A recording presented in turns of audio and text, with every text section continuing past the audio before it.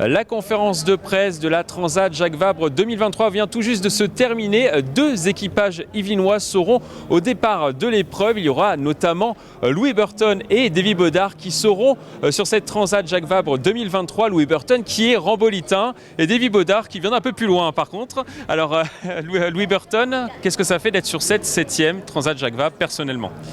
Eh bien, bonjour à tous, c'est un rêve qui se réalise une fois de plus. Prendre le départ des courses, c'est déjà une grande aventure parce qu'on a des bateaux très compliqués, il faut se préparer, se qualifier. Puis je pars avec Davy qui est un grand champion et en plus un ami. Donc voilà, ça va être un moment formidable et puis on peut relier Rambouillet et la Bretagne, et voilà, on en est la preuve vivante. Davy, ça vous fait quoi de partir pour la 3e fois avec Louis Burton ? Eh bien, je suis très heureux que Louis m'accorde une fois de plus sa confiance, lui et toute l'équipe B-Racing ainsi que Bureau Vallée. Et moi j'adore naviguer avec lui, j'arrête pas de lui dire, c'est mon binôme. Au-delà de l'aventure sportive, il y a l'aventure humaine et je crois qu'on est pas mal sur ce niveau-là. Alors vous allez partir sur Bureau Vallée 3, comment il est le bateau ? C'est un bateau assez récent puisque c'est un bateau qui date de 2020, juste avant le précédent Vendée Globe. Là, au défi Azimut, le bateau était encore 4e à 1 seconde au niveau vitesse des 3 premiers. Donc c'est un bateau qui reste d'actualité, qui a été amélioré cet hiver, sur lequel on va mettre des voiles neuves et retailler et repenser suite à l'expérience qu'on a avec le bateau. Donc voilà, c'est sûr qu'avec 40 duos, une dizaine de bateaux neufs, ça va être très engagé sportivement, mais on a encore de quoi jouer devant. Du coup, cette course transatlantique, on l'a compris, se dispute en duo. Quelles sont les clés pour pas se marcher dessus peut-être dans le bateau ? Bon, en fait, c'est assez simple. Moi, je m'occupe de tout le bateau dehors et puis Louis, à l'intérieur, il gère la navigation. Non, en fait, en course en double, sur ce genre de bateau, c'est avant tout 2 solitaires. On passe un peu de temps tous les deux, mais on est à beaucoup de moments, on est tout seul. On gère le bateau et les bateaux sont quand même assez grands pour pas se marcher dessus. Et ça se passe très bien, en fait. Oui, tu confirmes, il y a une bonne répartition des rôles au sein du bateau ? Oui, c'est un gros avantage de bien se connaître, d'avoir beaucoup navigué ensemble avec Davy. Quand l'un se repose, il faut quand même bien sûr être capable de gérer le bateau complètement. Et le côté agréable, c'est d'essayer de faire les choses en commun au maximum. Donc si Davy s'occupe de la météo et de la stratégie, il m'en parle. Si c'est moi qui m'en occupe, je lui en parle et on essaye de prendre les décisions ensemble. Et puis après, parfois aussi en fonction du feeling, il y en a un qui va vouloir attaquer plus que l'autre, etc. Donc voilà, il faut réussir à être dans le dialogue au maximum, pas être chacun dans son coin et c'est aussi ça, bien s'entendre sur une Jacques Vabre et ça peut, grâce à ça, faire parfois des étincelles. Alors on le rappelle, cette Transat Jacques Vabre se déroule entre Le Havre et la Martinique. Quels sont les pièges à éviter sur cette course transatlantique ?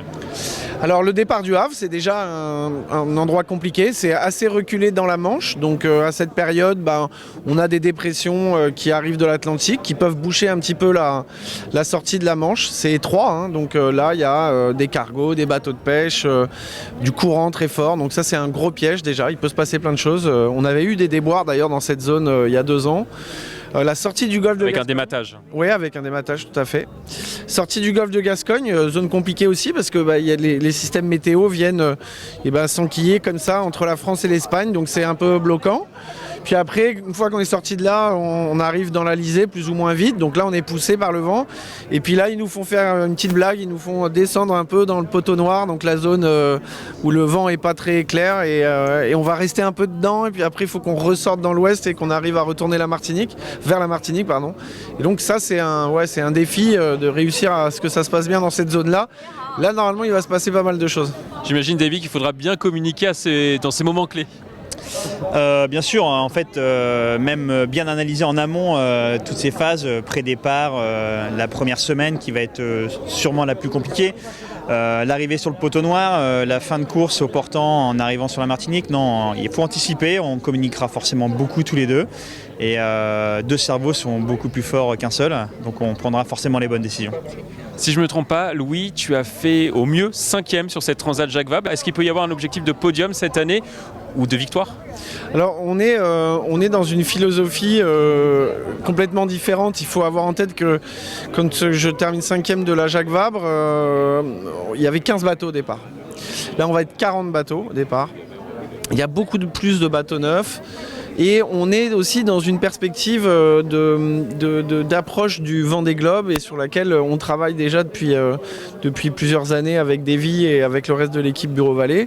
Donc on veut essayer d'être le plus performant possible, mais on veut avant tout terminer la course, c'est très important. Quelques jours après l'arrivée de la Jacques Vabre, il va y avoir une autre course qui va repartir dans l'autre sens, qui est très importante aussi dans le cadre de la préparation au Vendée Globe. Donc grosso modo, on va mettre plein gaz. Mais on va essayer de savoir lever le pied quand il faudra. Oui, ça sera l'occasion aussi de tester encore une nouvelle fois ton bateau, j'imagine. Ouais, là on n'en est plus au stade du test, on en est au stade de fiabiliser et d'être sûr en effet que les décisions, les choix qu'on a pu prendre sont les bons. Dans un an, on sera au départ du Vendée Globe, donc voilà, maintenant il faut être sûr. Et le Vendée Globe, forcément c'est un objectif ? Ouais, le Vendée Globe, c'est un objectif important dans la classe IMOCA. C'est hyper important, ça l'est proportionnellement de manière moins impressionnante qu'avant, parce que toutes les autres courses sont tirées vers le haut avec beaucoup de participants. Mais oui, le Tour du Monde, ça reste un objectif très important sportivement, et puis pour les partenaires, pour toute la vie du projet. Mais avant ce Vendée Globe, il y a cette Transat Jacques Vabre. Qu'est-ce qu'on peut vous souhaiter à tous les deux avant de prendre le départ ? Du plaisir, beaucoup, et qu'on arrive en bonne forme de l'autre côté.